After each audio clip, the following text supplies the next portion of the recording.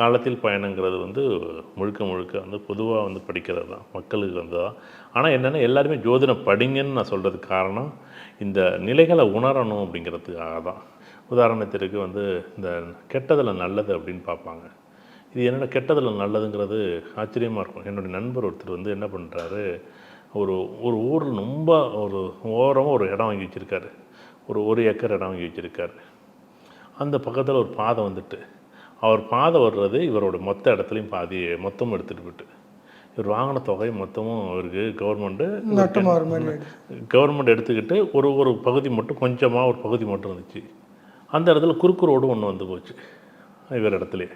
இப்படி என்ன பண்ணுறாரு, ரெண்டாவது நம்ம ஒரு கொஞ்சோண்டு இடம் வாங்கணும், இந்த பக்கம் ரோடு எடுத்துகிட்டு போயிட்டாங்க, இந்த பக்கம் ரோடு எடுத்துகிட்டு போயிட்டாங்க, இங்கே கொஞ்சோண்டு மட்டும் ஓரமாக இப்படி ஒரு இடத்த நம்மள்ட்ட ஒதுக்கி வச்சுட்டு போயிட்டாங்களே. ஒரு ஒரு 1000, 1500, 2000 சதுரடி தான் இருக்கும் அந்த இடம் மீதம் உள்ளது.